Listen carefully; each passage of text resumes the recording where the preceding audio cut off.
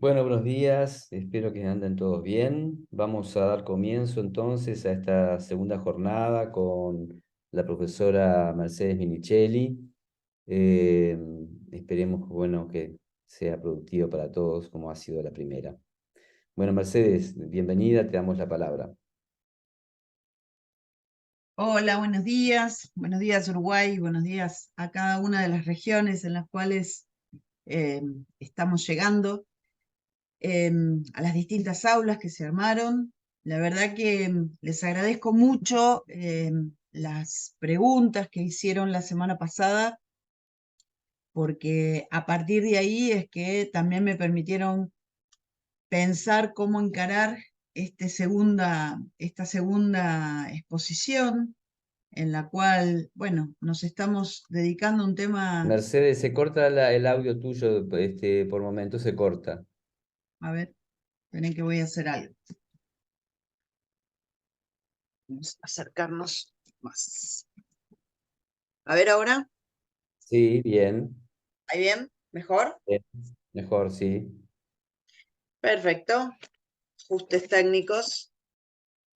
Les estaba contando que la participación de ustedes en la reunión anterior me permitió eh, pensar algunas cosas que a lo mejor no las tenía, no era por ahí por donde iba a entrar, pero que me pareció muy importante y muy rico el nivel de preguntas que se fue llevando adelante en un tema, como les decía, tan complejo y que renuevo cada vez, ya casi como una ceremonia mínima ritual, esta invitación a transformar en terreno de juegos el peor de los desiertos, ¿no? Que, bueno, tal como estábamos charlando la vez anterior, todo lo que nosotros hagamos en torno a un femicidio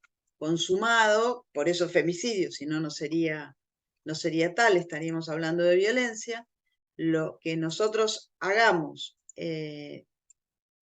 a partir del desastre va a ser como una especie de clínica de quemados, ¿sí? Una clínica en la cual solo la delicadeza, las prácticas muy pensadas, las prácticas muy bien diseñadas, van a poder aportar en clave de producir subjetividad incluso en el desastre, ¿sí? ¿Se acuerdan que estuvimos hablando un poco de ese sin poder poner, esa situación en la cual ante lo que sucedió se hace tan difícil poner palabras, se hace tan difícil entender, se hace tan difícil todo? Ahora, no es lo mismo atender un desastre que atender una crisis. Esta es una distinción que me parece también importante. Y tanto como, otro de los ejes que quisiera que pudiéramos conversar, poder dividir la cuestión entre el antes del desastre, el desastre en sí y el post. Es decir, cómo podemos nosotros no hacer futurología, como alguien decía. Bueno, no se trata de hacer futurología porque nadie está en condiciones de poder predecir un comportamiento. Lo que nosotros sí podemos hacer es leer a precup, es decir, reconstruir aquello que nos fue marcando un camino de repeticiones, y los casos que ya sucedieron son aquellos que nos permiten ubicar dónde no nos dimos cuenta. Es decir, qué es lo que pasó desapercibido y cuál es el momento en el cual se podría ver como tomado la rotonda.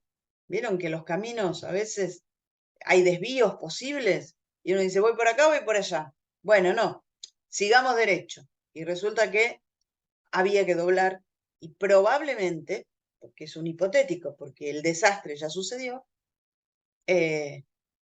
uno piensa que podría haber acontecido otro destino. Mi exposición yo la quiero dividir en 3 planos. Uno que es el plano de las teorías que manejamos, otro es el plano de los dispositivos y otro es el plano de las prácticas. Estos 3 planos no son algo que está desarticulado entre sí, sino al contrario. Lo articulamos cada uno de nosotros en la posición subjetiva que tenemos ante este problema. Por ahí aparecía la palabra ética.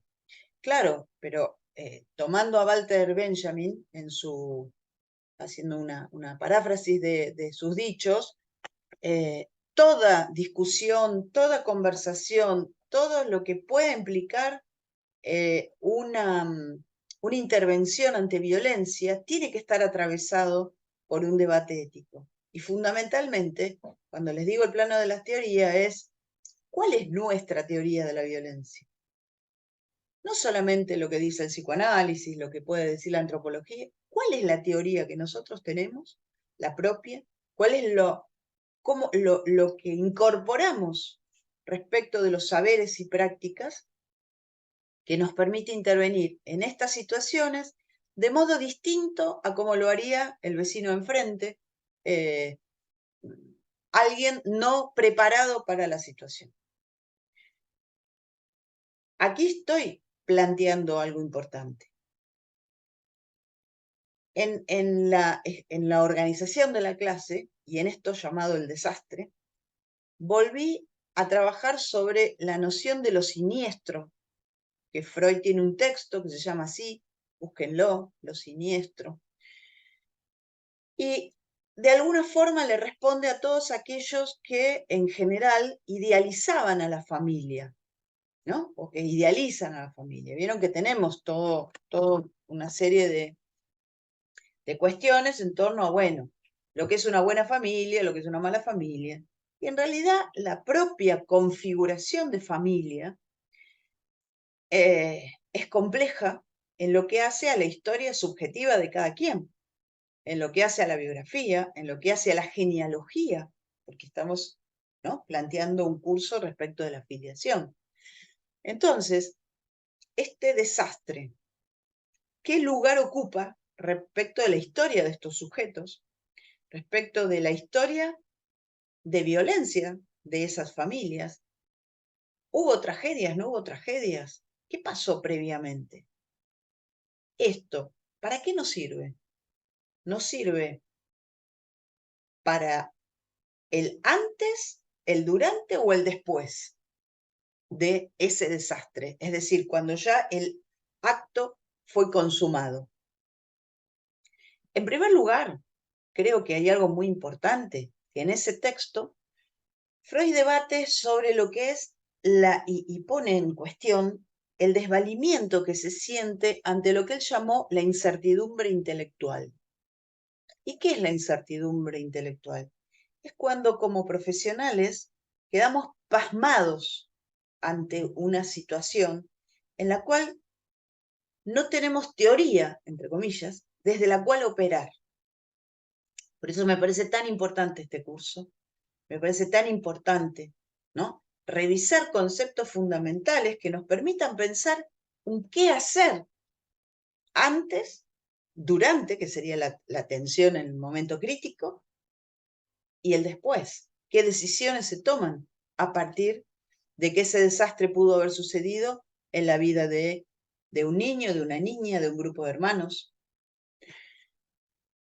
Y encontré que ustedes al final, alguien, no puedo abrir, no sé por qué no se me está abriendo el archivo. Vos tenés ahí, me la mencionaste recién, y no quiero tocar nada por las dudas, el número de la ley que mencionan al final.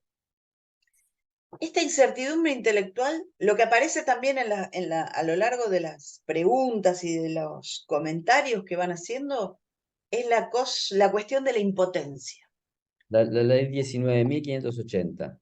19.580. Ahí la relata. ¿Me la podés leer, Michelle? No, no la tengo yo escrita. No No, tenés ahí abierto. Bueno, yo voy a tratar de que se abra aquí. A lo mejor en un rato lo consigo.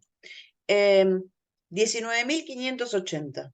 Vamos a dejarlo anotado acá, porque lo anoto en el chat. Ley es nacional, ¿no? Sí. 19.580. Yo le pido a alguno de los que están, de los concurrentes que están escuchando, nacional, que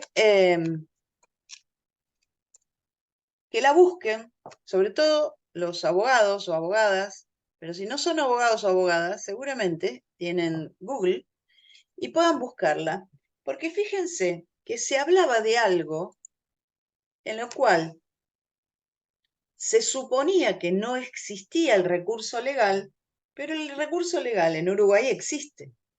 Entonces uno se pregunta, ¿qué pasa? ¿Qué pasa que teniendo el recurso no se aplica? Porque no se sabe que existe, con lo cual esto es subsanable, porque justamente estamos en un espacio de formación para poder tener las herramientas que nos permitan atender a un problema de la envergadura del que estamos hablando. Ahora, ¿hace falta conocer solamente la ley? No, la ley da el marco y también da el marco en el cual las presentaciones que se hacen desde cualquiera de las disciplinas puedan sostener la propuesta en la cual la preservación subjetiva se sustente también en la no convivencia de agresor con la víctima indirecta y directa, porque si hay un femicidio y ese femicidio es íntimo, es decir, transcurre al interior de un grupo familiar, no solamente hay una mujer, un alguien que mata, sino un alguien que priva a esos hijos de la continuidad de vida con una madre. Entonces acá tenemos un doble crimen. Tenemos un crimen materializado y tenemos un daño que se produce, un daño psíquico, daño moral, daño de todo orden, que se produce en los hijos respecto del agresor. ¿Se entiende esto? Porque lo que me parecía es que no se incorpora el punto de vista del niño o de la niña en esta cuestión. Y me consta que ustedes tienen investigaciones serias respecto de lo que es daño. Entonces, en lo jurídico social, acá tenemos que poner en relación a quiénes son los afectados por este hecho, que seguramente viene con una historia previa. Con lo cual, en términos de dispositivos y de prácticas, fíjense, yo les estoy diciendo, acá tenemos teoría, acá tenemos leyes. ¿De qué manera a alguien se le ocurre que tiene que volver a inventar la ley y que pueda vivir un niño cuando la propia ley ya dice que son condiciones de desafiliación y de pérdida de la patria potestad? ¿Se entiende esto? Entonces, se oscila entre impotencia y omnipotencia cuando es armar, como diríamos en investigación, un buen estado del arte, que indique, bueno, cuáles son los saberes y prácticas que nos permiten operar en estas circunstancias.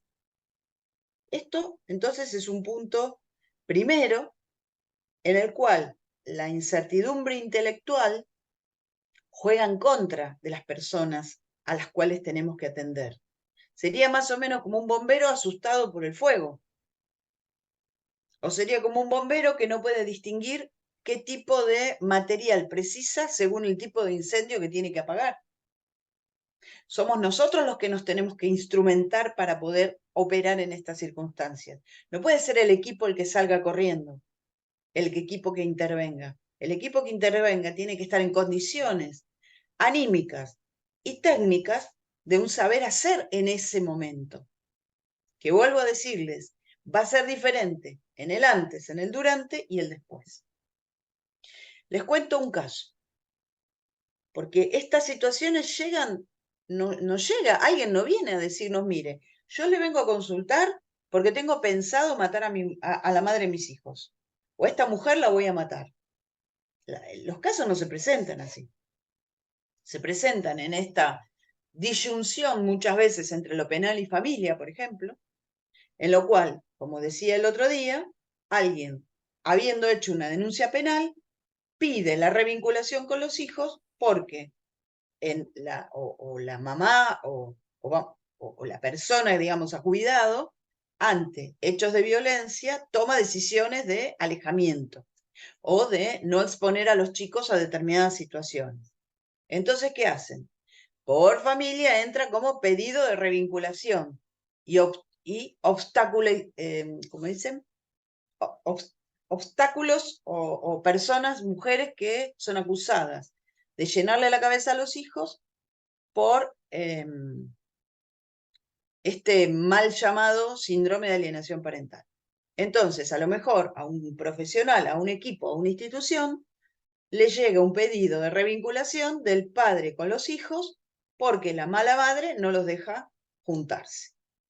Cuando llegan estos casos, tenemos que ser muy cuidadosos. Yo el otro día les conté uno, ahora les voy a contar otro, en el cual este pedido de revinculación, empezamos a tener las entrevistas, tenemos la entrevista con el señor muy ansioso, muy intempestivo, muy desesperado, porque ella me hizo, porque ella me dijo, porque ella hace, porque ella. Bien, porque ella, entrevistamos a la mamá, a la señora. Cuando entrevistamos a la señora, ¿qué responde ella? Ella nos cuenta que ha hecho serias denuncias, que ella está muy asustada por ella y por sus hijos, que este señor atacó a la directora de la escuela, le tiró un banco por la cabeza, fue denunciado, que fue a la escuela, él fue a su casa y tiró una piedra por la ventana porque ella no le respondía y terminaron casi lastimados. ¿Y ella por qué no le responde? No le responde porque amenazó con que le va a matar a los hijos si sigue obstaculizando el vínculo. Entonces, este señor no solamente lo dijo en la escena, en el momento de odio, que alguien puede intentar justificar y decir, bueno, estaba enojado, pero no pasa nada. Él lo dice en la entrevista que se tiene con el equipo, el equipo quedó en estado, ¿no? Porque no es fácil escuchar, y uno de los riesgos que tenemos es como que no poder creer que se escuchó eso que se escuchó, ¿sí? Como que no sería tan peligroso alguien que dice, yo ya le dije, yo ya se lo dije, a mí, un día se va a quedar sin los hijos, y se va a quedar sin ellos porque yo soy capaz de cualquier cosa. Entonces, si alguien dice, yo soy capaz de cualquier cosa, reconoce en sí una peligrosidad que en el momento de bronca puede no gobernar sus propios actos. ¿Se entiende esto? Es decir, este señor hablaba de sí mismo. Lo que pasa al tener la entrevista con la señora es que ella coincidían en los relatos. Es decir, no es que él negó lo que había dicho. Por tanto, ¿cómo sancionamos la palabra? ¿Cómo sancionamos que no se puede decir cualquier cosa? Porque cuando se informa esto y se piden las restricciones correspondientes, él enseguida se viene a decir, bueno, pero yo no quise decir eso. No quiso decirlo, pero es lo que dijo. Con lo cual, nosotros no podemos adivinarle el pensamiento al Señor, sino que tenemos que escuchar que él mismo Mercedes, se está cortando de nuevo el audio. decía, a ver ahora, hola, ¿estamos? Sí, Hola, hola. sí, sí, se oye, se oye. Decía que él mismo se reconocía en su peligrosidad, ¿sí? él mismo reconoce que si ella le sigue haciendo esto, él va a ser capaz de hacer esto otro. Con lo cual, por un lado es un manejo extorsivo, porque él supone que ella debería dejar de hacer esto y él se calmaría y sería alguien que puede con su propia violencia. Y en realidad él lo que nos está diciendo es, cuídenme de mí mismo, porque yo no me sé cuidar solo. De hecho, se había metido en un problema tras de otro. Este mismo señor,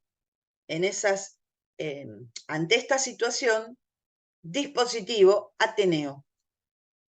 Es decir, de manera previa a tomar una decisión de un equipo solo, yo propuse reunir a todos los profesionales que estábamos en el caso, que eran 2 chicos, un nene y una nena, la psicóloga del nene, la psicóloga de la nena, la psicóloga de la mamá, que la venía atendiendo y sosteniendo, y una nueva profesional que lo había empezado a atender a él y que estaba muy asustada porque él las había esperado en la esquina, le había dicho que tenía que darle los informes a él, a ver qué era lo que iba a hacer, la había invitado a cenar y esta chica no sabía ya cómo hacer porque sentía que si le decía que no, él que no lo atendía más, él podía como violentarla y se sentía intimidada. Entonces, nuevamente, este Ateneo que permitió que se armó en el lapso de 4 horas, desde que se escuchó hasta que se concretó. Fue así como un llamado urgente, reunámonos todos a ver qué hacemos. ¿Y qué hicimos? Presentamos la situación con la firma de todos los profesionales intervinientes, en la cual se pedía una restricción de acercamiento a todos, a ella, a los chicos, a los lugares donde transitaban, a los equipos y a los profesionales. Con lo cual, bueno, como el señor transgredió luego le pusieron una tobillera y empezó una causa penal que mantuvo de alguna forma la distancia necesaria para que también esta mujer y los chicos pudieran empezar a tener una vida un poquito más suelta porque terminaban encerrados adentro de su casa.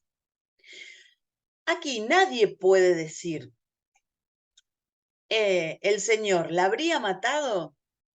Por suerte nadie puede contestar eso, porque se armó el círculo de cuidado para que eso no sucediera. ¿Sí? Es decir, para que no tengamos siquiera que preguntarnos a posteriori si sucedió o no sucedió.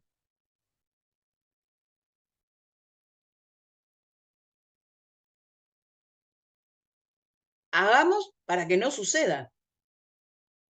Yo no puedo responder, disculpen, yo no puedo responder a la pregunta, ¿él la hubiera matado? Esa es una pregunta que no podría hacerse. A ver, espérenme un segundito.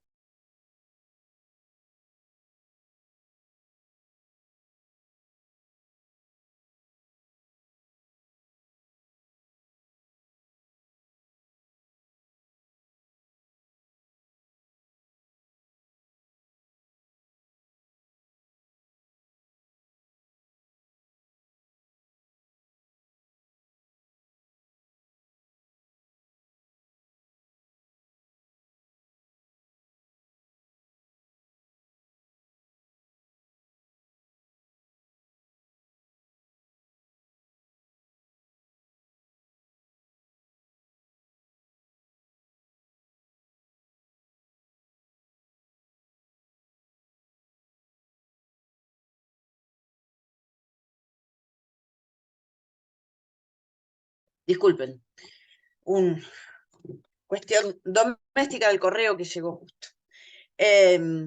Entonces, vayan anotando como quedamos el otro día en el preguntas y respuestas, comentarios y demás. Entonces les decía, esa pregunta que muchas veces abogados penalistas pretenden que se responda, no solamente en este orden, sino en otro. Me toca estar en una audiencia hace 2 meses atrás, en la cual estábamos trabajando el reintegro de unas nenas con su mamá, que había tenido un problema de una depresión posparto, le pide a su hermano ayuda con las nenas mientras tanto, y cuando ella se recupera se encuentra con que él les dice no, anda al juzgado, y había había hecho toda una presentación para que ella perdiera el cuidado de sus hijos. Entonces, lo que pudo haber sido una red familiar circunstancial se convirtió en una batalla campal con un abogado muy litigante, muy complicado, en la cual me increpa cuando yo le digo que estaban dadas las condiciones para ampliar el sistema de comunicación, ni siquiera para decirle que se podían ir, en lugar de verse 2 horas por semana, se podían ver 2 días y podían empezar a tener mayor participación en la vida de sus hijas. Me increpa, pero muy mal, porque hay gente que es maleducada además. ¿Vieron? No sabe participar en un debate, en lo que implica una discusión sobre, pensemos juntos, a ver, ¿no? Si hay riesgo o no hay riesgo. Me increpa muy mal y me dice, usted me puede asegurar, usted, la única forma en la que yo voy a aceptar esto es si usted me asegura que nunca va a pasar que estos chicos corran riesgo. Entonces, hacía los gritos, era un Zoom. Entonces yo le digo, mire, abogado, nadie puede asegurar lo que va a pasar al día siguiente. Uno lo que evalúa son condiciones de posibilidad para. Uno evalúa si esta persona puede asistir, puede responder, pregunta cuando no sabe, está alerta a indicadores de cuidado que pueda tener un chico, pero yo no puedo saber. Ah, no saben. Pero el ataque que le agarró. Entonces, a mí me empezó a parecer peligroso esta persona. Luego presentó un escrito de 10 carillas que lo escribió cuando salió de la audiencia en contra de nuestra intervención. Y argumentaba esto, ¿no? Que nosotros no le asegurábamos que no iba a pasar nada. Bueno, este argumento es muy peligroso, porque es el mismo argumento que se usa en las situaciones de violencia. Es decir, como no podemos asegurar, de hecho les cuento, las nenas están con su mamá, este señor las dejaron en el PEF, como nosotros habíamos hecho un programa de cuidado, digamos, de una cosa paulatina, el día que tenían, que empezaban, que se iban, las mamás las llevaba a la escuela y demás, las dejaron a la mañana y a la hora que tenían que ir a venir a buscarlas, no vinieron a buscarlas. Y le preguntamos y dijeron, bueno, si ustedes piensan que ellos pueden, que se arreglen. Y las dejaron, con lo cual tuvimos que armar la red de crianza ahí mismo. Bueno, por supuesto, esto es un abandono, renunciaron a la guarda, se armó un lío bárbaro, justamente porque el señor no toleró que no se le pudiera responder por hacer futurología. Pero sí nosotros podemos dar cuenta de qué pasa en alguien que te anuncia y repite en todos lados que no sabe si llegado el momento va a poder controlarse. ¿Se entiende esto? Este es un indicador fundamental en la previa a tomar decisiones de restricción. Porque la restricción o la separación estaría como mal vista, y en realidad es lo que también permite, incluso a este señor, tener la oportunidad de un tratamiento. ¿Qué tipo de tratamiento? Bueno, en principio tiene que ser un tratamiento en el cual él acepte ser parte de ese tratamiento. Porque si no acepta ser parte del tratamiento, porque está todo bien, y todo sucede porque ella, ustedes tienen clases sobre vínculos, ¿verdad? Entonces, es verdad que hay cosas que el otro puede precipitar o puede hacer. El asunto es, ¿qué hago yo? ¿Qué chances tengo ante lo que el otro me propone? Para muchas personas, y sobre todo mujeres, es difícil irse como se espera, porque no tienen a dónde ir. Y cuando tienen a dónde ir, ese lugar es también transitorio. Entonces, ¿cómo se organizan las intervenciones? Y acá vamos al plano de los dispositivos, de acuerdo a la teoría que tenemos, los dispositivos. Bueno, la teoría dice que hay que cuidar a las mujeres y los niños y violencia de género, que bla, que bla, que bla, que bla, pero el señor se queda en la casa y la mujer con los 5 chicos la que tiene que salir. Entonces ahí hay una incongruencia absoluta. Evidentemente la teoría sigue siendo que la mujer, para no admitir la violencia, se tiene que ir ella. Con lo cual queda sin lugar donde vivir, sin recursos, sin trabajo muchas veces, teniendo que ir a hacer la denuncia un día, la ratificación el otro. ¿Qué empleador soporta esa situación? En el camino se abandona y bueno, total, me la banco un poco más y no pasa nada. Y volvemos otra vez a empezar. Entonces, si volvemos al punto, ¿no?, que estuvimos trabajando el otro día respecto de la filiación como aquello que liga, como aquello que hila, como aquello que inscribe, ¿no?, un nombre, una genealogía y un vínculo determinado, esto no va a ser algo que suceda de un día para el otro, pero sí va a ser algo que puede ser un acto puede irrumpir en ese proceso de la vida y reconfigurar la identidad y replantear cuestiones identitarias en cuanto a cuál va a ser la relación de esas niñas y esos niños en el tiempo con el agresor. Esta mañana me acordaba de esos casos en los cuales no estamos hablando de femicidio, pero sí, por ejemplo, de hijos de quienes fueron juzgados y sentenciados por crímenes de lesa humanidad que buscaron cambiar su apellido, ¿no? Juicios filiatorios de desafiliación porque no querían seguir portando el apellido de alguien que hubiera cometido tantos, bueno, estos crímenes irreproducibles, inaceptables, de todo orden. Como procesos a los cuales también, ¿no?, uno puede escuchar testimonios de quienes han sido criados y ligados en entornos en los cuales esas formas de violencia,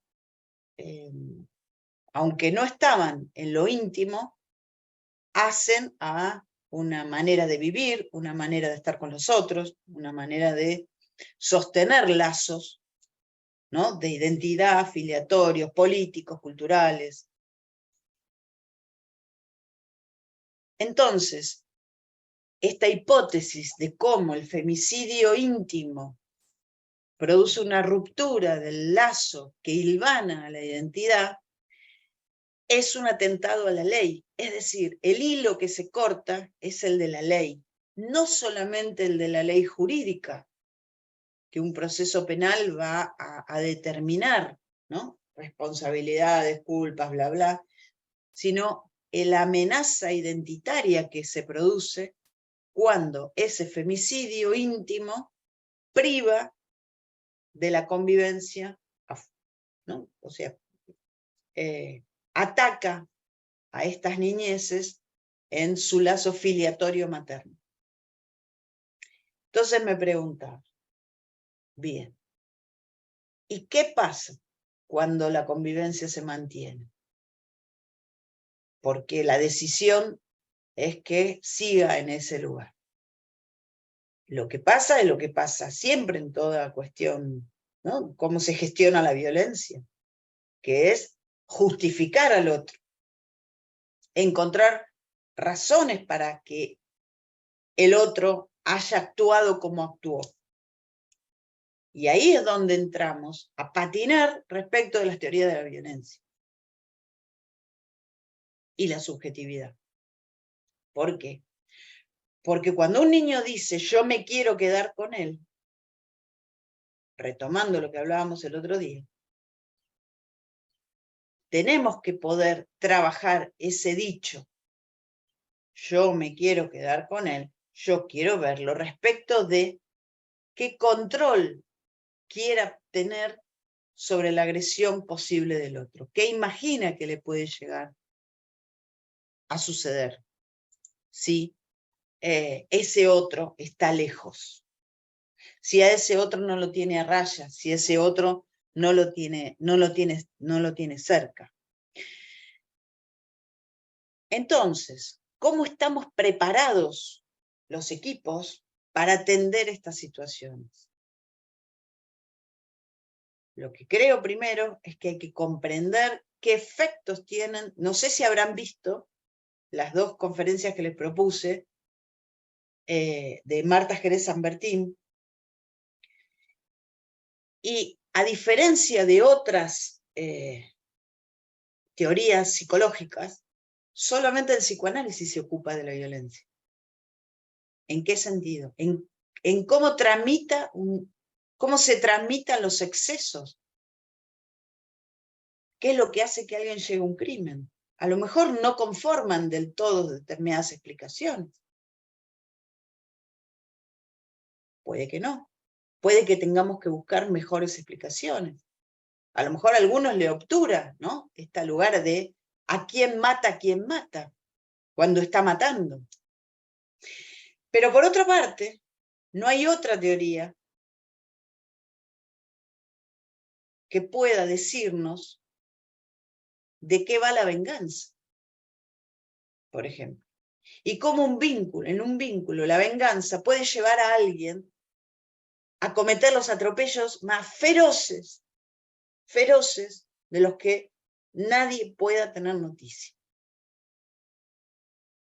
Y eso no tiene justificación posible. Porque si lo justificamos, de eso no salimos. Porque esto es ojo por ojo, y ojo por ojo te queda ciego. Este es el paso necesario para elegir el camino entre guerra y civilización. Guerra, cultura. Esto es, cuando el desastre se produce al interior de la familia, es la tragedia intrafamiliar la que deja la marca, y si no hacemos con eso algo diferente, la repetición va a estar asegurada.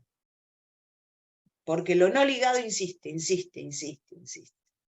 También esto nos lo enseñó Freud en el estudio de las personas que habían estado en territorio de guerra. Es la marca en el cuerpo, es la marca que nos permite decir antes y después, esto no lo quiero, la tortura que vivían en sus pesadillas, los sueños traumáticos, ¿no? La cantidad de suicidios de personas que salieron ilesos, aparentemente.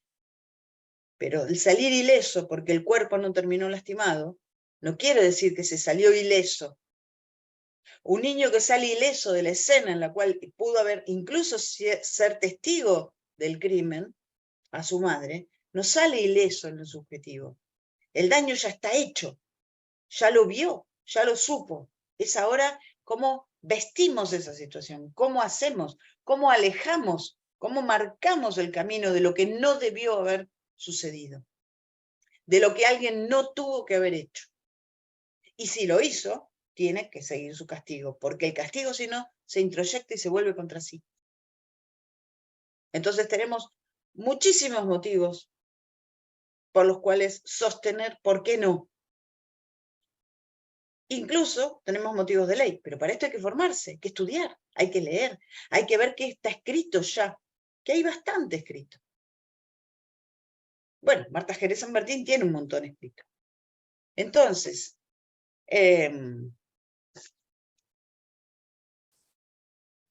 introyección del mal, que se vuelve autocastigo, es la mayor desprotección en la que podemos dejar a nuestros niños.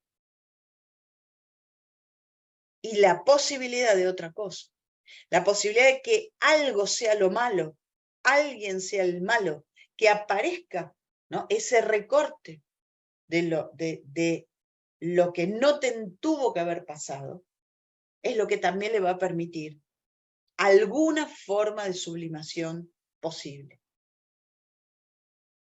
Que no sea lastimarse, repetir el crimen, o bien demenciarse, que también es uno de los caminos en los cuales quedan como atontados, ¿no?, como fuera de realidad, como fuera de sí. Y no son debilidades por problemas cognitivos, sino es de qué modo se protege el psiquismo del exceso. Bien, entonces si vamos a las prácticas, la pregunta necesariamente va a estar atravesada por cuáles son las condiciones de posibilidad para una intervención, cuál es el momento de la intervención, si un poco lo que charlábamos con vos, Michelle, y el equipo, bueno, de qué forma se diseña la convocatoria en un dispositivo de manera que no sea digamos, no quede como algo de identitario. Vengo acá porque soy el hijo de, ¿sí?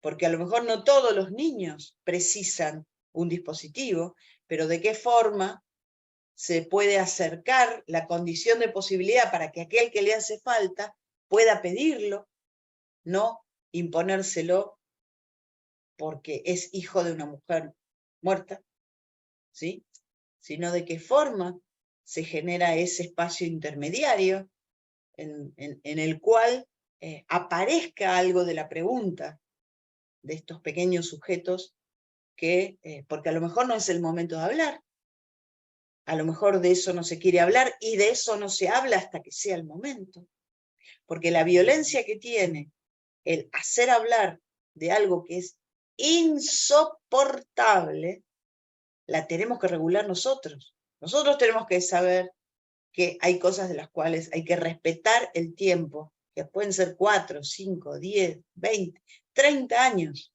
hasta que llegue el momento en que se pueda hablar. Fíjense que esto va en contra de la suposición también, de, bueno, armamos rápido para que hablen, para que cuenten. No, en todo caso hay que hablar de otras cosas, hay que hablar de cómo reorganizaste la vida a partir del desastre, cómo volviste a fútbol, qué estás haciendo, ¿no? Es decir, organizar de afuera hacia adentro. Y cuando llega el momento, un día a lo mejor aparece el relato. Y a lo mejor aparece de un modo inesperado. Tan inesperado como lo que le pudo haber sucedido, ¿no?, a ese niño o esa niña. Entonces, fíjense que tenemos 3 niveles de análisis de la situación y 3 niveles o 3 momentos y dispositivos distintos según sea el qué hacer.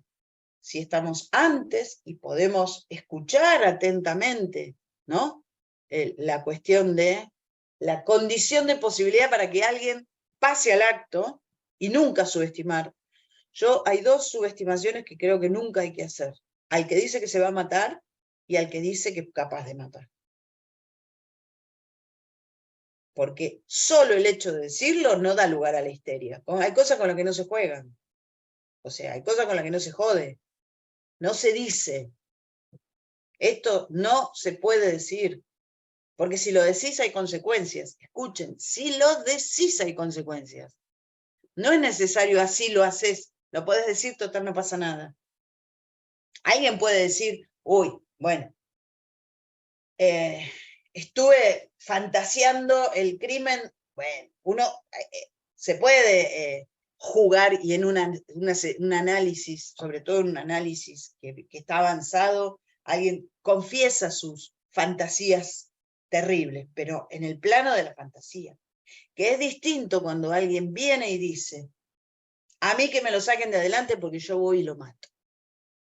Entonces, a la letra, escuchen, se lo sacamos de adelante porque va y lo mata. ¿Está? No duden. Sáquenselo de adelante. Esa es la intervención. Distinto cuando toca intervenir en un cuerpo policial, forense, y vas a hacer la investigación y o te avisaron y te encontrás con el desastre y los chicos ahí. Ese es otro momento. ¿A dónde van? ¿Cómo están? ¿Con quién se van?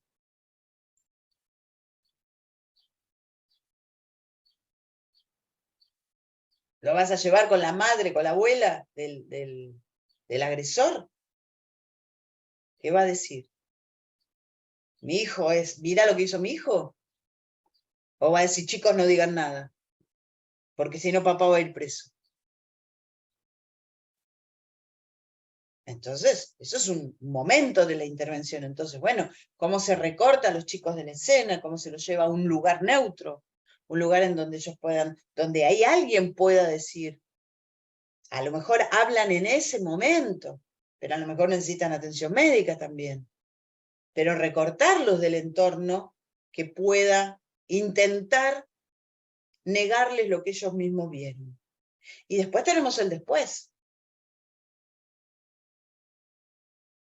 ¿Cómo retomamos, ¿no?, una intervención en la cual, bueno, se puede ofrecer un espacio para reorganizar la vida a partir de situaciones difíciles? Y las situaciones difíciles pueden ser muchas. Yo siempre me acuerdo cuando Silvia Bleichmann había sido el atentado a la AMIA, miren, justo me viene este recuerdo hoy, ¿no? En Buenos Aires, y ella estuvo en Mar del Plata, y ellos habían armado un dispositivo en el hospital, en el cual cuenta que debatieron mucho sobre el nombre del dispositivo. Y entonces lo llamaron, discutían la noción de víctima, si eran víctimas, damnificados. Entonces pusieron un cartelito que decía que podían inscribirse para participar de grupos y espacios de acompañamiento a personas afectadas por el atentado. Y ahí se encontraron con sorpresas, hacían entrevistas primero individuales y después armaban los criterios de agrupamiento, porque a poquitito de andar no venían en general, las personas que se acercaban a esos grupos no eran la mujer del que había muerto, la mamá del niño fallecido, o el hijo de la mamá fallecida en el atentado. Fíjense quiénes venían: vecinos, comerciantes. Y apareció un público raro, para que ellos no habían, que eran personas que habitualmente, yo no sabía esto, les cuento, lo aprendí con ella, que habitualmente merodean, así como medio morboso, merodean atentados, incendios, accidentes, cementerios, porque, entre comillas, gustan o tienen inclinaciones sexuales con lastimados o muertos, la llamada necrofilia, y que a esos grupos se le habían acercado muchos de estas personas. Y entonces la pregunta era, ¿y por qué venían? Y estas personas se quejaban, y es decir, ¿en qué los había afectado? Porque si supuestamente era el lugar donde... Y era que nunca habían visto tantos. Por supuesto que a estas personas no tuvieron criterio de agrupabilidad, pero les permitió escuchar algo que de otra manera nunca se hubiera escuchado. Del mismo modo que hizo Rita Segato, cuando escuchó, hizo como 400 entrevistas en una cárcel de Brasil, con hombres que habían sido femicidas y que estaban ahí por esos crímenes. Y lo que encontró es la búsqueda de dominio como la constante. Es decir, el querer dominar al otro, la vida del otro, y que ese dominio, al perderse, puede someter a la víctima a lo que fuera. Entonces, volviendo al tema filiación, la filiación tiene dos caras. La cara de la pertenencia por sentido de propiedad, al modo del pater, que sigue la vía del dominio. A ver si puedo mostrarles la...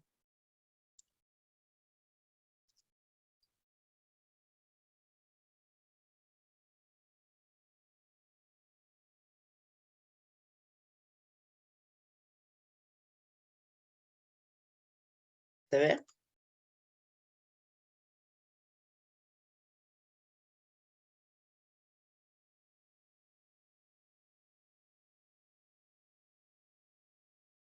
Fíjense, a ver si saco esto.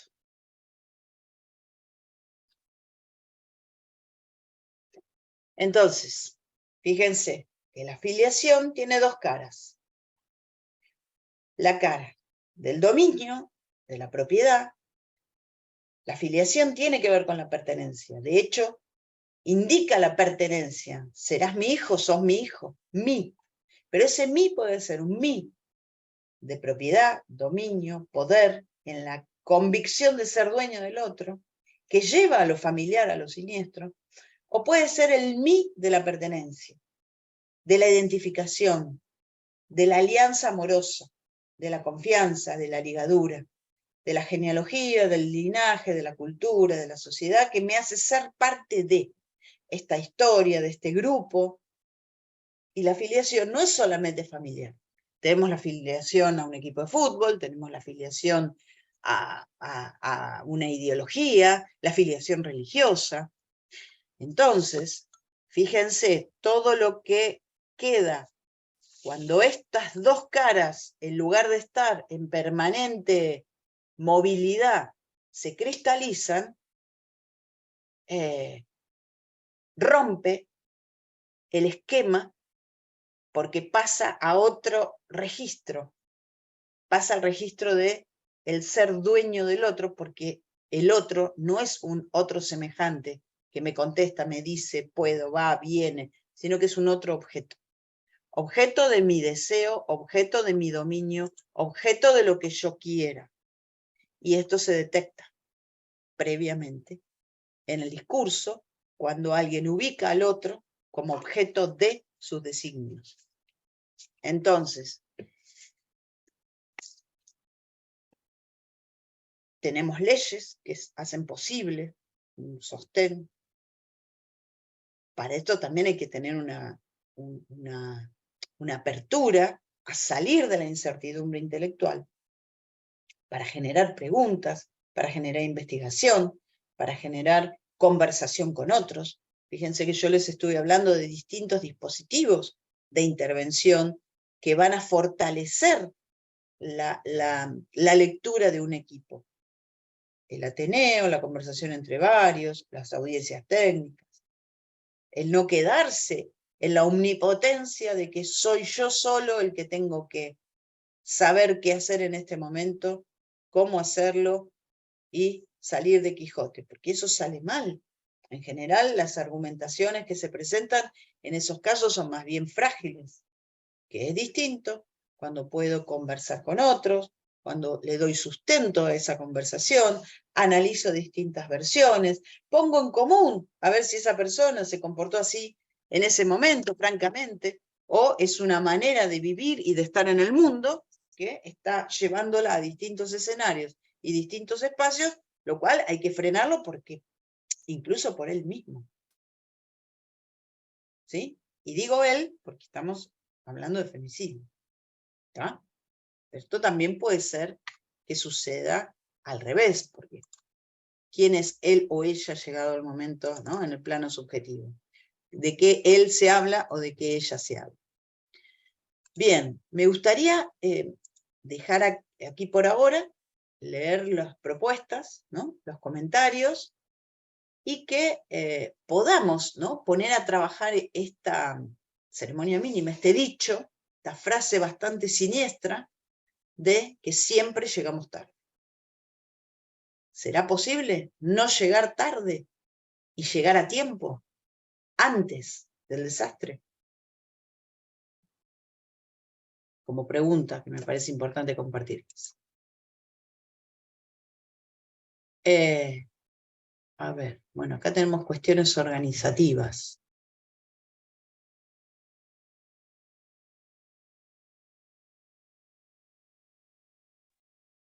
Sí, Mercedes, aprovecho para pasar un aviso antes de esto, de cuestiones organizativas, disculpa que para no interrumpirte. Sí, dale, Eh, dale, mientras me das tiempo a mí a leerlo de abajo. A leer, ahí está. No, queríamos avisarles, pedirles disculpas, pero va a haber un cambio digamos, de días para las próximas 2 clases que siguen. No van a ser los jueves, no, por un problema de agenda no va a poder ser los jueves. Van a ser el viernes 20 y viernes 27 de octubre de 10 a 12 horas. ¿Está? En lugar del jueves, el viernes 20 y 27 de octubre.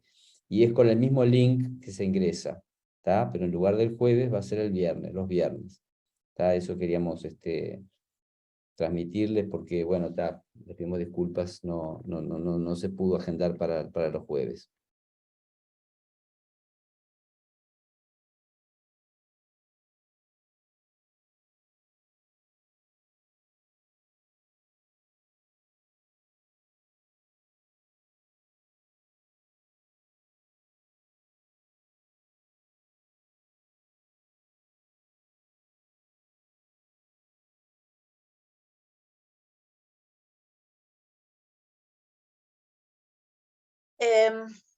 Aquí, respecto de la pregunta sobre el daño, me parece que siempre hay que darle contexto a estas afirmaciones. Es decir, todos los informes que nosotros hacemos, nunca vamos a generar una afirmación. Hay daño psíquico, no hay daño psíquico, hay abuso sexual, no hay abuso sexual. Nosotros trabajamos con indicios, trabajamos con indicadores. Entonces, hay indicadores que dan cuenta de ahora.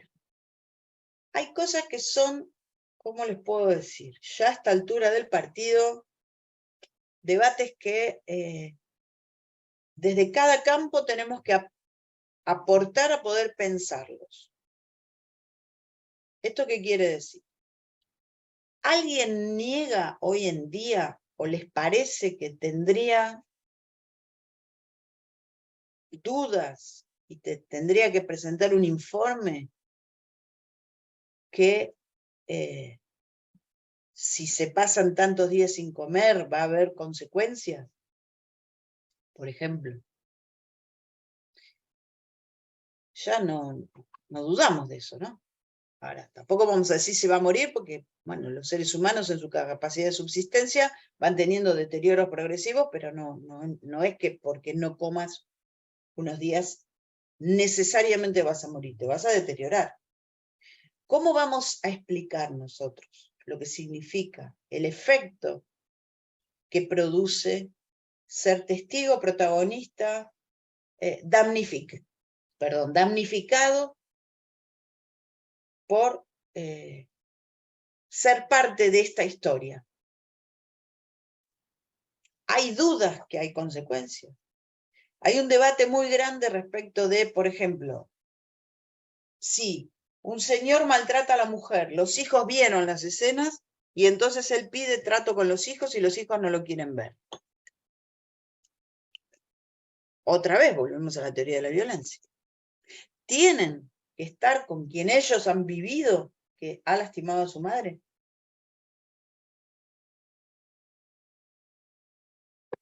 Por ejemplo.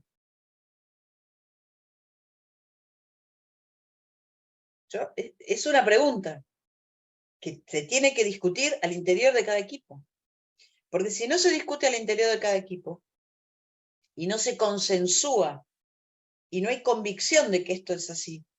Cuando llegue la intervención, cuando llegue el caso, que a su vez cada caso nos va a permitir como revisar de vuelta si esto va a ser así o no, porque no todas las situaciones son iguales, entonces, pero yo no tengo dudas de que hay un daño hecho. El problema de la noción de daño psíquico, que es un término jurídico que tiene consecuencias económicas. Es decir, es un plano de un resarcimiento que pide alguien respecto de lo que ha vivido como, ¿no? Algo que le hizo daño por culpa de alguna, o responsabilidad de alguna cosa. Entonces, ¿cómo lo vamos a tramitar en estos casos? Bueno, yo no me voy a meter en materia jurídica de designación de términos jurídicos porque no es mi especialidad. Yo lo que les digo es, ¿esto lastima? ¿Vieron que mi noción de malheridos, esto lastima? ¡Uf! ¿Esa lastimadura tiene cura? Como toda lastimadura, depende del nivel de profundidad, va a tener cura y va a dejar una cicatriz. Ahora, si la medida que tomo para tratar a la lastimadura es echarle alcohol, no va a cicatrizar nunca, ¿no? Sino que digamos, siempre va a estar, o cada vez que se está curando, voy y le abro, lo presento al agresor. Entonces, y los chicos tienen dos planos. Uno el plano de la ilusión, el plano de quiero ver a mi mamá, quiero ver a mi papá, cómo me gustaría. Bueno, ¿a quién no? Pero la mamá o el papá que van a venir no son la mamá o el papá que refiere. Entonces, ese duelo por esa imagen y por esa ilusión, hasta que pueden llegar a decir que eso un papá o una mamá no lo hacen. Porque si hubiera sido un papá, eso no lo hace. Si hubiera sido una mamá, eso no lo hace. Porque una mamá te cuida, te mima. ¿Cómo incorporás? Pero bueno, hay mujeres o hay varones que siendo padres o teniendo hijos no saben ser mamá o ser papá. Entonces dejan de serlo, porque no supieron serlo. Y fíjense que algo que tenemos muy arraigado, como es que la filiación es de sangre y para siempre, se pone en movimiento.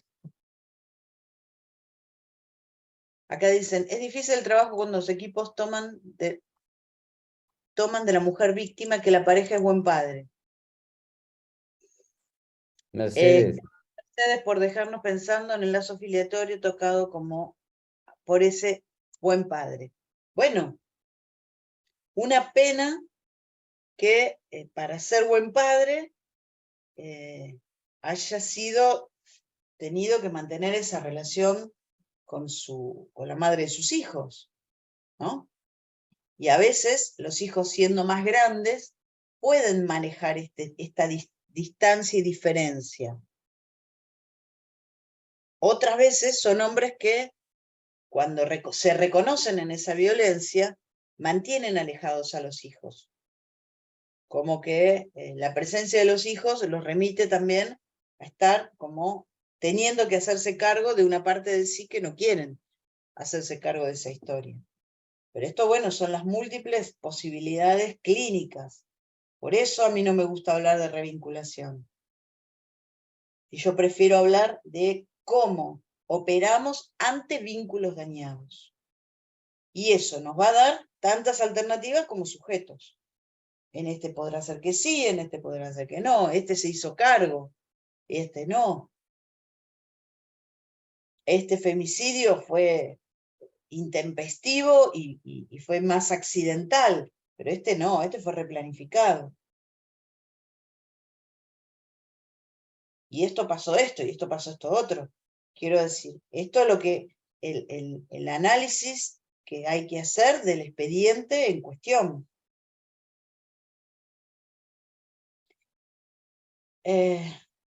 Existen otras teorías desde otras disciplinas del área social que abordan las violencias. Sí, es cierto que existen. Esto para Sonia. Sí, sí, es cierto que existen y muchas de ellas las conozco, pero no toman la violencia como algo voluntario en algún punto, como si fueran, no la violencia como algo voluntario, voy a ser un poquito más específica. Toman al sujeto como sujeto de voluntad y de razón. Esto es lo distinto.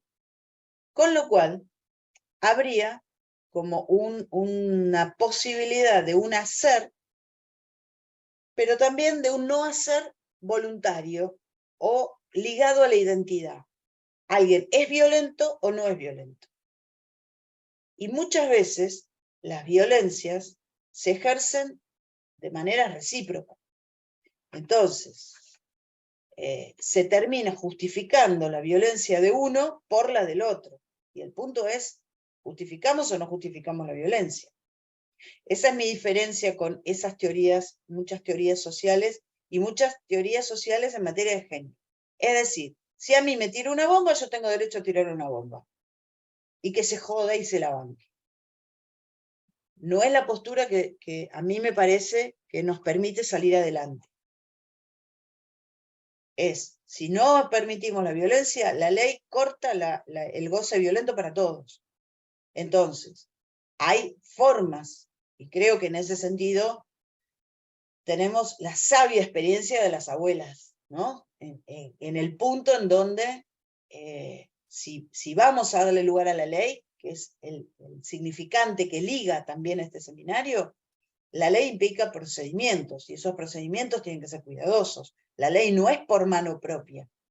No hago justicia por mano propia, porque el femicida hace justicia por mano propia. Entonces, ¿qué dispositivos tenemos para esa gestión de la violencia?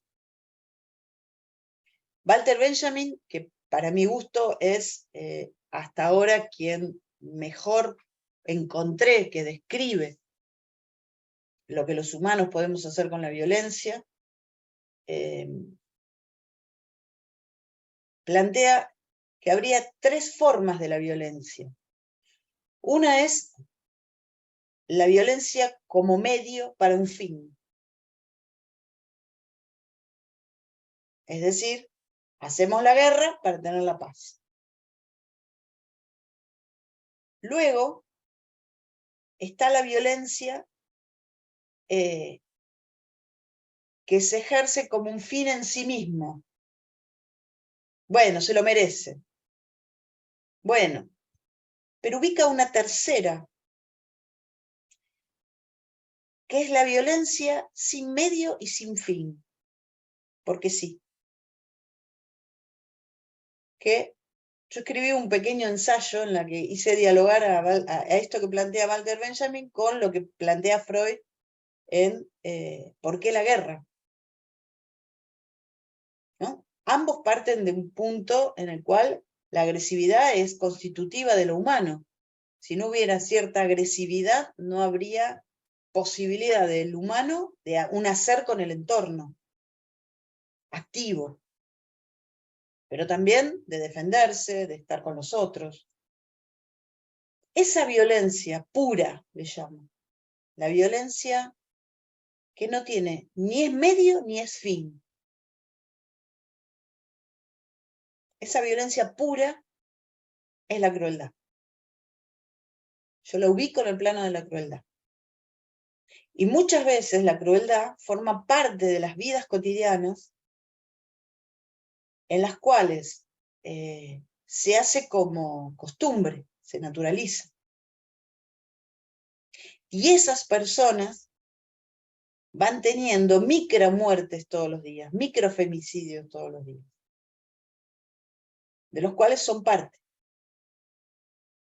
Y no terminan de salir. Entonces, respecto a la bibliografía citada, sí, por supuesto. El libro de Walter Benjamin lo encuentran en internet, se llama Para una teoría crítica de la violencia. Se los recomiendo, les recomiendo que se sienten a discutirlo los equipos, que la piensen.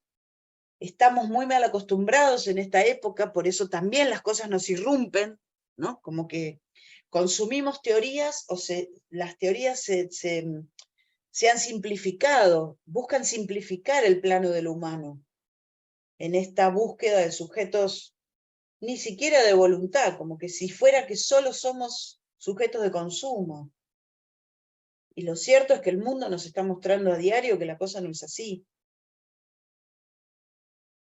Ustedes están en Uruguay, nosotros estamos yo estoy en Argentina. Estamos ante una situación en la cual el consentimiento a la posible depredación está sucediendo de una manera feroz, por ejemplo. Y uno dice, pero ¿qué parte no se está escuchando? ¿Qué es lo que no se registra de que esto te puede pasar? Mirá que te están invitando a algo que te va a dejar a la intemperie. ¡Ah, vamos, vamos, vamos! Y uno dice, bueno, a ver, ¿cómo es esto?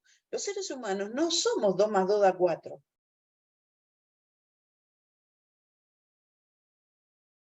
Entonces, si no tenemos teorías de sujetos y teorías de violencia que nos permitan entender el mundo, vamos a atender a estos casos y esos casos se nos van a volver una amenaza, porque vamos a salir dañados, porque vamos en intemperie.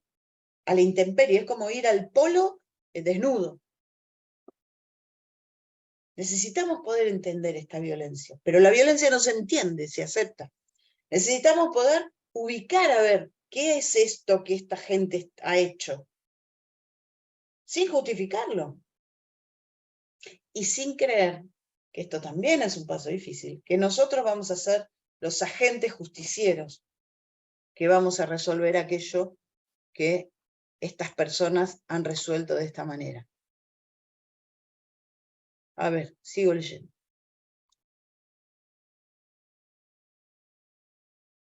Cosita, una acotación pequeña, dos acotaciones, Mercedes.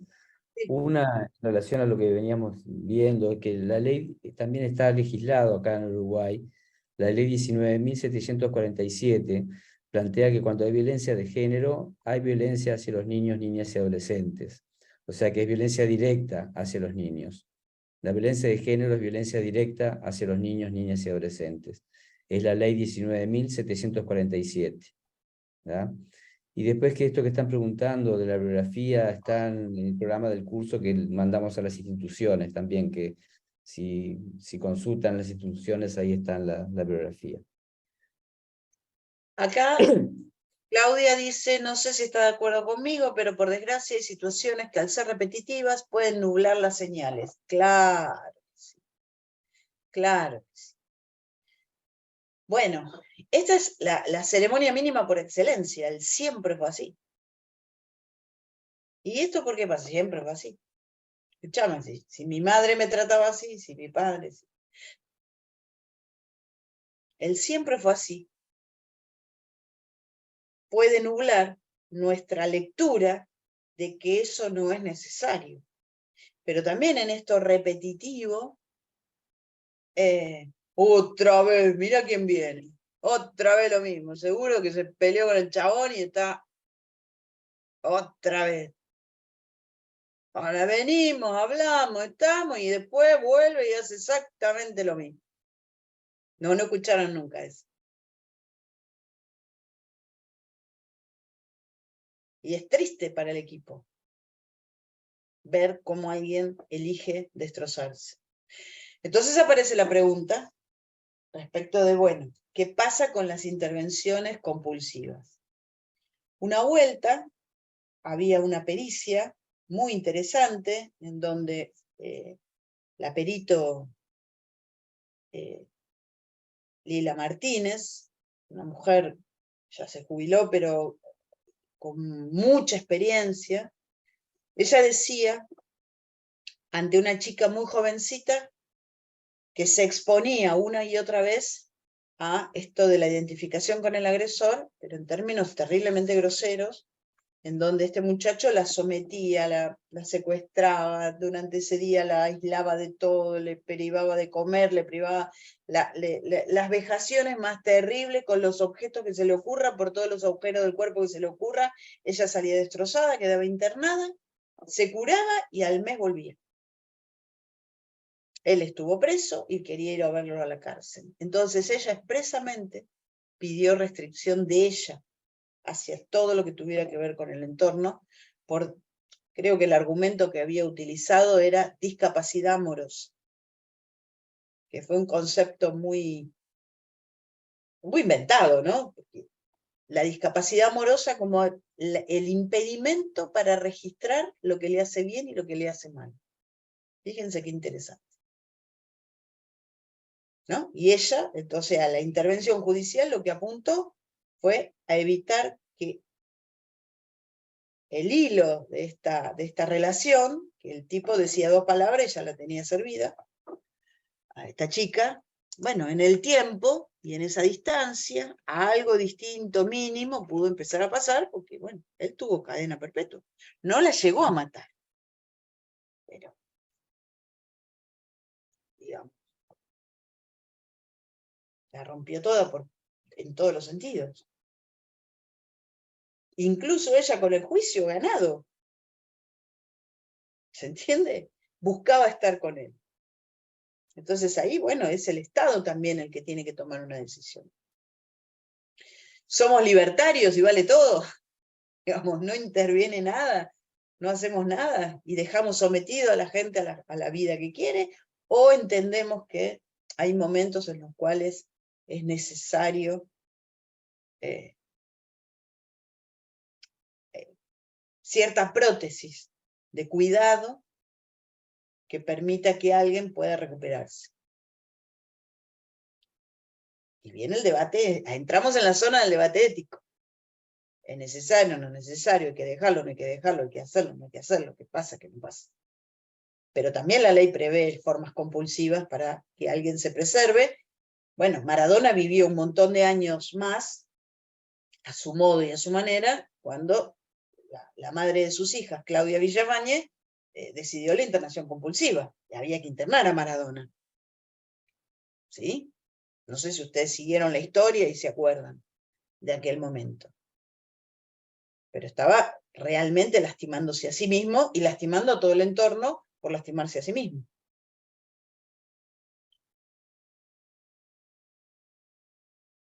Bien, no sé, a ver, sigamos. Uy, 11:30. Cuestiones de organización. Nos está pasando de sentirnos entre 2 extremos. El uso perverso del derecho a la vida en familia, obligándolos a convivir con sus agresores primarios o secundarios, y el ingreso a un centro donde no hay capacidades institucionales para evitar violencias externas entre pares. Bueno, pero en el interín, seguramente hay alternativas que hay que explorar respecto de redes de crianza, redes de acompañamiento, familias de acogida, familias, ¿no? Me parece que ahí hay mucho por crear en el entre, si esto se acepta que es así. Repetir el nombre del libro. Se llama Para una... si me permiten, me voy a fijar si no lo tengo. Si lo tengo digitalizado, se lo paso a Michelle y Michelle se los transmite. A ver.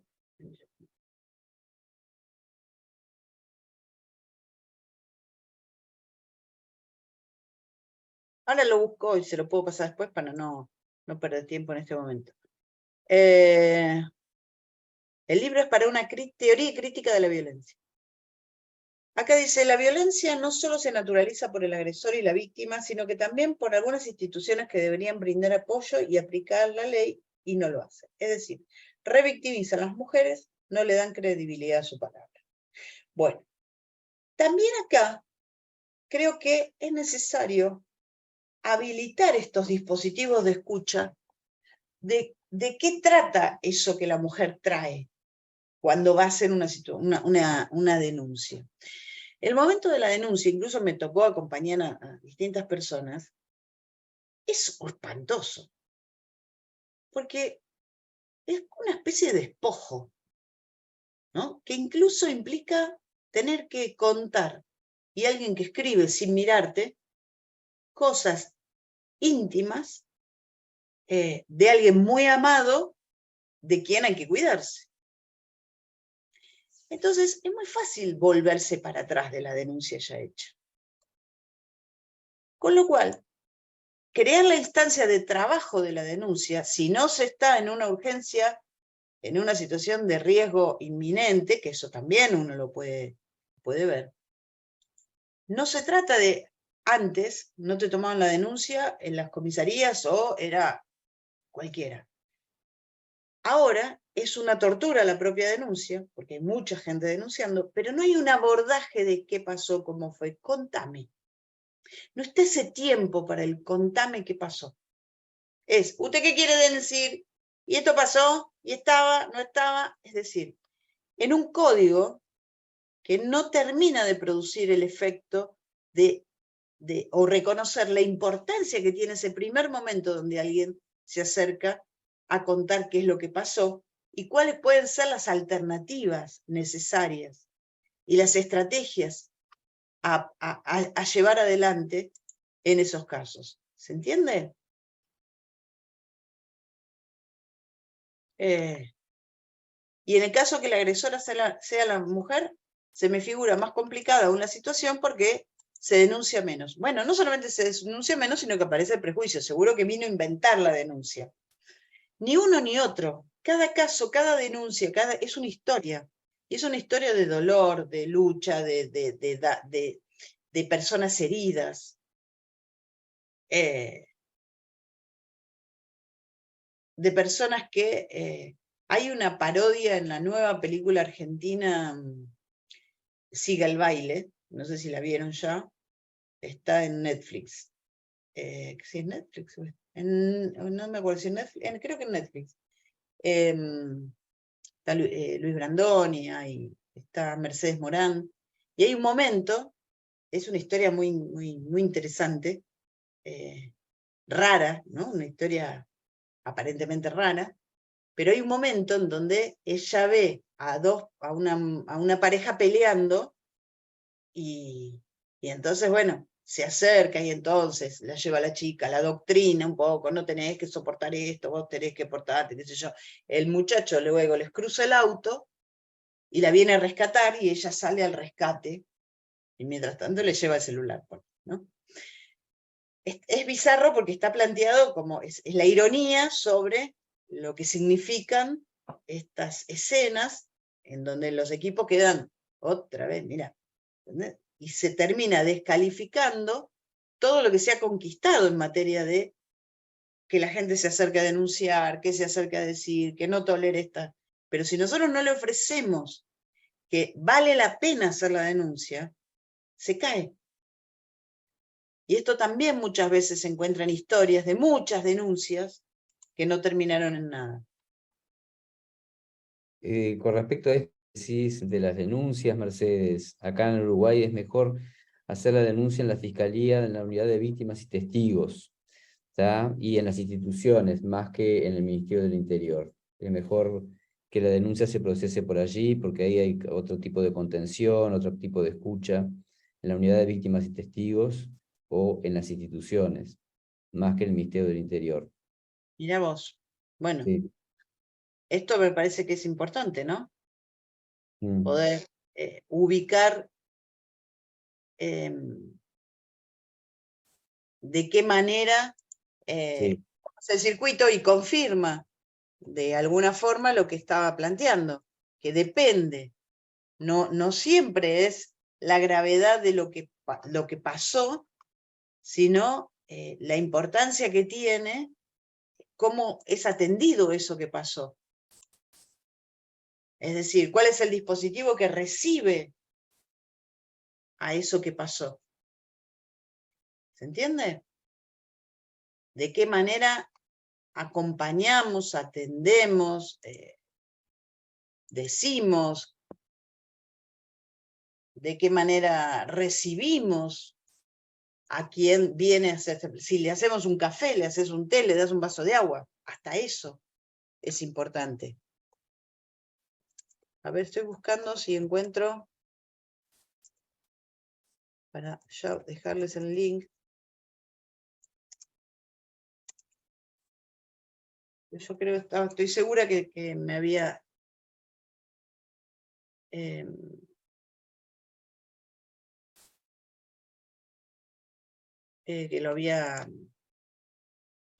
lo tenía digitalizado. A ver, ¿qué más tenemos?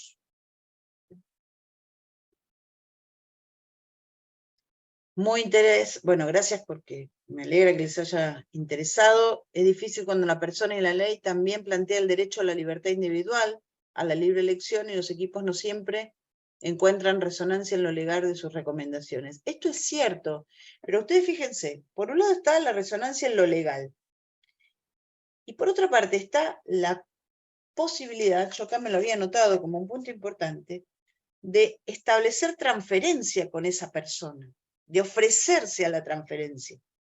Es decir, ofrecer un lugar, un teléfono, un llamado, ¿no? Porque a lo mejor ese momento no es el momento, sino que hay que hacer algo, hay que dar tiempo a esperar, querés pensarlo, querés... es un paso muy, muy decisivo el que se va a tomar. Entonces, también estamos a tiempo de que no se convierta en un desastre. Entonces, trabajar esa denuncia. A lo mejor esa persona tiene que estar todo el día ahí, tiene que acomodar cosas en su trabajo. ¿Dónde van a estar los chicos? Para estar tranquila, para poder atender a ese tiempo en el cual está presentando algo que puede cambiar su vida. De ahí en más. ¿Se entiende? Pero no tenemos en cuenta todo eso. Y a lo mejor la mujer está esperando 7 horas. Y en un momento se va. Y dice, viste, se arrepintió. Todas son iguales. No es que se arrepintió. Tiene los chicos que salen de la escuela o que no tiene dónde dejarlos. Entonces, poder atender a todo ese entorno de producción de la escena de violencia, de la denuncia de violencia. Los cuidados que se necesitan, que a lo mejor son, yo sigo creyendo, son ceremonias mínimas. Es el mínimo gesto que hace a que alguien pueda sostener esa palabra que la va a preservar y la va a ayudar a salir de una situación de tanta precariedad subjetiva. ¿A qué dice? Bueno, gracias por la apreciación. Respecto a las agresiones a la progenitora de los niños en Uruguay, el Código de la Niñez y Adolescencia establece que se entiende maltrato hacia los niños y adolescentes su exposición a la violencia. Su exposición a la violencia a su madre u otras personas a cargo de su cuidado. Depende mucho del juez que intervenga que lo haga valer en el momento. Bueno, aquí, Bautista, esto, a veces todos nosotros, los que no somos jueces, le otorgamos a los jueces más poder del que en realidad tienen. Y esto va a depender de la manera en la cual se presenten los informes que se le ofrecen a los jueces para tomar decisiones. En el Poder Judicial no interviene solo el juez, el juez no es tan poderoso. Como estamos en democracia, esto también está muy desparramado en los juegos de poder. Tenés defensorías, asesorías, depende de cada lugar, tienen instancias de mediación, no mediación, y cuando un juez tiene que tomar, hay instancias previas al juicio, que a lo mejor no se conocen. Entonces, la manera en que se presenta esta primer denuncia, muchas veces, de parte sobre todo, tenemos que hacer un mea culpa a los psicólogos o psicólogas, que es que damos por sentado que porque nosotros lo decimos, el otro debe hacer. Y en realidad nosotros tenemos que sostener nuestras presentaciones en buenas prácticas. Tendremos que decir, hicimos tantas entrevistas, escuchamos al niño, escuchamos a la mamá, escuchamos a hicimos esto, hablamos con los otros profesionales, entonces decimos que acá hay maltrato. Y también tenemos que tomar tener ciertas discusiones que hacen a los consensos en la crianza. ¿Un cachetazo es maltrato o no es maltrato? Digamos, también con relación a la pena. Un cachetazo hace que un niño deba salir de su casa o se puede trabajar para que eso deje de suceder. No estoy diciendo que sea nada, digo, debates necesarios al interior de los equipos, otra vez respecto a qué consideramos violencia y qué no. Porque en definitiva, y esto es lo que cada día aprendo más, es que la violencia depende de umbrales de tolerancia. ¿Qué es violento? ¿Qué no es violento? Depende del umbral de tolerancia y quién ejerce violencia respecto de quién. Si a mí me parece que el otro se portó mal y va y alguien lo castiga, eso no es violencia. Eso es justicia. Pues discutámoslo, pensémoslo.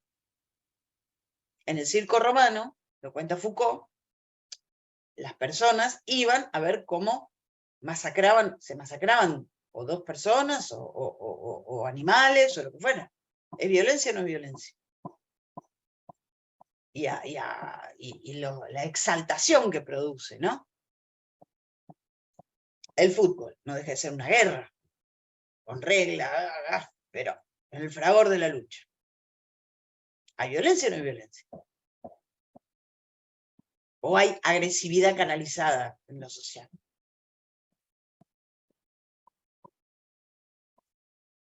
Acá dice, la denuncia es una acción en sí misma. Es relativo lo de la expresión queda en nada. No entiendo. Claro, la denuncia es una acción en sí misma. Lo que pasa es que, ¿cómo se siente quien va a hacer la denuncia? Si dejó eso ahí, ¿y a dónde vuelve? ¿Qué hace? ¿Cómo se reorganiza? Tiene más que ver con lo esperado, pero ciertamente hubo algún efecto aún imperceptible en un primer análisis. Bueno, está bien, pero a lo que me refiero es que muchas veces esto implica decisiones a ser tomadas a partir de la persona que denuncia. El denunciado, ¿dónde queda? Me acuerdo el debate porque una residente advierte, estaba en una oficina de atención a la víctima, una mujer, estaba desesperada esta chica, porque una mujer había ido a hacer una denuncia muy grave respecto a lo que pasaba dentro de su casa, y vuelve a la casa, y la notificación se la mandaban a la casa al señor, de que tenía que presentarse porque tenía una denuncia. O sea, que el señor iba a recibir la notificación de que la mujer que seguía en la casa con él lo había denunciado a solas. ¿Cómo se supone que no va a tener ninguna reacción? ¿Se entienden a lo que voy respecto a lo que es una teoría de la violencia? O sea, vos tenés que saber que si vas a notificar a alguien de que la mujer le hizo una denuncia, esa persona va a reaccionar. ¿Qué va a decir? ¡Ay, qué suerte, mi amor! Me hiciste una denuncia. El rosario va a ser de barbaridades, va a ser lo mínimo. ¿Qué va a decir? Pero también puede hacer. Entonces, ¿cómo se gestiona la notificación? ¿Y cómo se gestiona el acompañamiento una vez de lo notificado? Bueno, todo eso es un circuito que hay que pensarlo. Y hay que pensarlo en su análisis de dispositivo amplio. No quedarnos tranquilos, listo, hay una oficina para la denuncia, hay un teléfono, ya está. La buena de esto es que hay equipos profesionales interdisciplinarios que pueden atender estas situaciones y que tenemos espacios de formación que empezamos a como volver a pensarlo, ¿sí? Sobre los procesos de denuncia en hogares de 24 horas para mujeres víctimas, se pide la realización de la denuncia para sostener el cupo. En el equipo donde trabajo visualizamos esto como una gran dificultad, ya que, como decías recién, es algo para ir trabajándolo. Bueno, es para ir trabajándolo.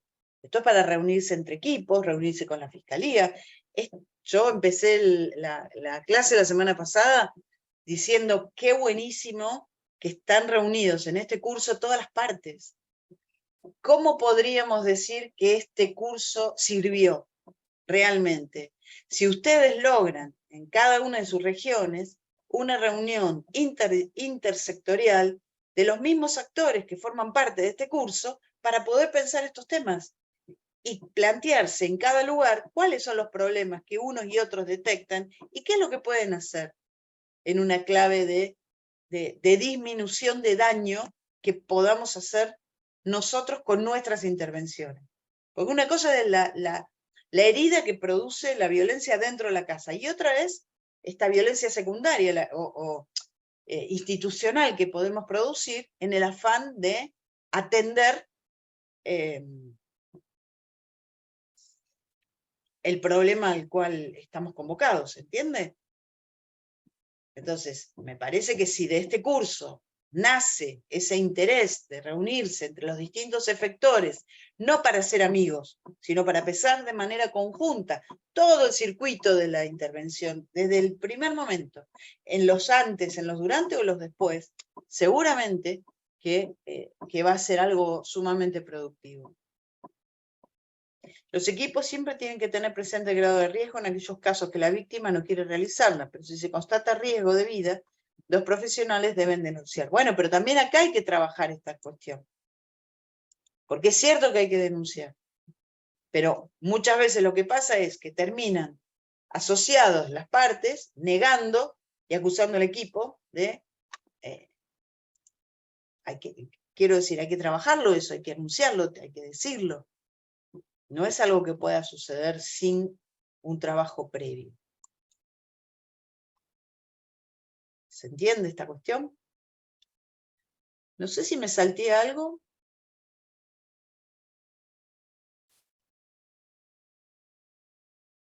A ver si me salté algo, me dicen. Pero comparto, Soledad, que hay que calcular, hay que hacer hipótesis previas. ¿Qué puede pasar si? O sea, tenemos que dejarnos llevar un poco por, yo le llamo hacer pizarrón. ¿Y qué pasaría si? No, pero imagínate que puede pasar. No, pero entonces esto no lo podemos hacer. Bueno, esto otro, es decir, jugar con hipótesis de litigio, de conflicto, de reacciones. Después lo más probable es que suceda algo que no, que esté dentro de lo imprevisto en esas cuestiones, pero los va a encontrar mejor preparados para no quedar en esa impotencia o incertidumbre intelectual que producen estas situaciones en las que no se sabe qué hacer. Lo más probable es que suceda, bueno, esto es algo que no habíamos pensado, pero ¿qué pasa si lo tenemos en cuenta? Me pasó ayer, tenemos un caso en el cual suponemos, a nosotros nos piden intervención de dos nenas respecto de la mamá, que supuestamente están viviendo con la abuela y que supuestamente hubo un abuso del padre del papá, pero la cuestión es que hay dos, entonces el papá no tendría contacto, pero aparece una colega psicóloga que me llama y dice, llama a alguien del equipo y después nos reunimos y dice que ellos están haciendo una pericia de parte en la cual la nena ha contado que la mamá le ponía se pintaba, la pintaban toda como una mujer, digamos, ofrecida a una mujer grande, ¿no? En un gesto, una pintura erótica, le tapaba los ojos y la nena le cuenta, la nena que tiene 13, le cuenta el asco que le daban los olores a hombre, que ella sentía. Bueno, imagínense. Nosotros supuestamente tenemos que hacer encontrar a las nenas con la mamá. Pero resulta que estas nenas están en contacto con el papá, que nos enteramos que tiene empezamos a indagar, tiene una cámara Gesell positiva por abuso. Ahora resulta que la mamá es una mujer que fue vendida por trata, como fue vendida en Paraguay y ofrecida a la prostitución desde los 13 años. Tiene 4 hijos. Entonces la pregunta, bueno, nosotros suspendimos la intervención inmediatamente, no teníamos noticia de esto, y pedimos una audiencia técnica con el argumento de que está toda la información fragmentada. Cada quien tiene una partecita. Pero de repente también apareció. ¿Y si no es que este señor, las hermanitas están peleadas todas entre sí, porque se acusan de que una dijo y que por lo que vos dijiste está pasando esto? Y si fuera que también esta señora estaba sometida a exponer a las nenas, ¿cómo sería su grado de responsabilidad? Bueno, no es nuestra función, ¿se entiende? Establecerlo en lo penal, pero sí en el plano de lo subjetivo. ¿Por qué las nenas van? Si esto fuera así, ¿qué hace que vayan con tanta, a abrazarla y la busquen tanto? Es esta disociación. Pero después se encuentran con la psicóloga y resulta que lo que hacen es otra cosa. Si no nos damos este tiempo, que todavía no está cerrado, para poner en común entre todos lo que cada uno observa, ve, esto es un rompecabezas que nos hace perdernos en el laberinto, y realmente las nenas puede ser que estén expuestas a una situación más crítica de lo que nosotros inicialmente suponemos. Y esto también empezó con un pedido de revinculación. ¿Se entiende? Entonces, bueno, acá dice... Bueno, Melina, hay muchas formas. Esto es una investigación que te invito a que empieces a hacer, porque se da por sentado, hay muchas formas de entender. Incluso esta distinción entre agresión, agresividad, violencia, poder, fuerza, dominio, ¿no? Son muchos los significantes que empiezan y los conceptos que necesitamos abordar para poder pensar cuáles son los dispositivos y prácticas de cuidado que no descuiden en nombre de la protección. Acá dice, las mesas de CIPIAP están instaladas en las diferentes localidades del país en Uruguay. Capaz hacer algunas actividades ampliadas para que todos los que estamos participamos de este curso, podamos tener participación activa, una sugerencia siguiendo la línea de lo planteado por la expositora. Bueno, miren, empiezan a aparecer propuestas, qué interesante. El chat está debilitado, no sé qué quiere decir. Tomando en cuenta el planteo de Mercedes sobre los efectos de este curso, nos permitimos sugerir, Michelle, María Elena, la convocatoria de una instancia presencial final donde intercambiar entre operadores las institucionales. Operadoras institucionales. Bueno, ¿quién te dice, Michelle, no? Que pueda parecer una buena idea, que ustedes tienen aulas tan lindas para convocar, tienen lugar para 410 personas que a lo mejor puedan convocarse para estar por allí. Bueno, gente, me parece que la verdad que lo mejor y lo inesperado y lo maravilloso es que ustedes estén tomando la posta para que aparezcan estas propuestas, ¿no? Que generemos entre todos antídotos de buenas prácticas, de esta sensación épica también, no sé si menos violenta, pero tenemos nuestras, de cómo elegimos bien las batallas que damos, los argumentos que usamos, en el plano de nuestros recursos, que tenemos muchos. A veces el apuro hace que se pierdan, ¿no? El sustento de lo interdisciplinar, que es tan fuerte y tan poderoso cuando está bien armado. El sustento de lo intersectorial, y que pueda haber por eso les digo, una épica, ¿no? una bandera en el horizonte más bien lejano, que bueno, los que fuimos parte de este curso, nos propusimos bajar el índice de femicidio. Y nos propusimos que estas cosas, no sé si no sucedan nada, pero sí que sucedan menos. Entonces, vamos a poder estar contentos de haber sido partes y protagonistas de cada uno desde su lugar de este pequeño gran logro, ¿no? Que es un hacer distinto con lo que produce tanto sufrimiento a tantas mujeres, niños. A algunas de ellas les cuesta incluso la vida. Si te parece, dejamos acá. Bueno, Mercedes, buenísimo, muchas gracias. Dos cositas que quería decir, informar. Recordarles, bueno, que las próximas 2 clases con la profesora Alicia Moniz van a ser el viernes 20 y 27 de octubre de 10 a 12 horas. El acceso es con el mismo link, ¿tá? pero no van a ser los jueves. Y lo otro es que también les queríamos comentar que se está trabajando en forma interinstitucional sobre la ruta de abordaje en situaciones de femicidio, y se va a presentar ahora a fines de octubre. Ya va a estar pronta para las instituciones, para que puedan contar con esa hoja de ruta. ¿tá? Bueno, Mercedes, agradecerte tu participación, que ha sido muy rica, y como verás, las preguntas también dan cuenta de ello. Así que, bueno, No, muchas gracias. un placer, la verdad que también para mí un aprendizaje estar con ustedes y encarar estos temas. Así que bueno, Bueno, ojalá me cuenten después si algunas de estas cosas funcionaron, pasó, qué pasó. muy bien, quedamos con ese compromiso. Un abrazo. Chau, Hasta chau. pronto.